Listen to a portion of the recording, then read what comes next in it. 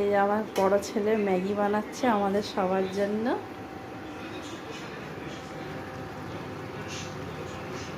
এদিকে দুধ হচ্ছে, সকালের ব্রেকফাস্ট। কি বাবা, ম্যাগি হচ্ছে? হ্যাঁ,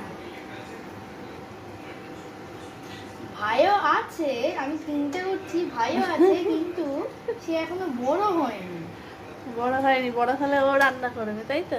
না না, বড় হলে ওর জন্য বানাবো। ও ওর জন্য বানাবে, আচ্ছা। আহা, এখন আমার জন্যে, পাপার জন্যে আর নিজের জন্য, হ্যাঁ। তাই তো? তারপর আমরা বাটার দেব যখন শেষ হয়ে যাবে। এটা ম্যাগি খেতে খুবই ভালো লাগে কিন্তু আমার মা খেতেই দেয় না। তাই আজ আমার মাকে আমি রিকোয়েস্ট করে বললাম একটু খেতে দাও, তা অনেকদিন খেতে পারিনি। তারপরে আমার মা রোজ বলল ম্যাগি যে খাওয়া ভালো না, জানিস বাবা? সেটাও জানি, আমি রোজ খাই না।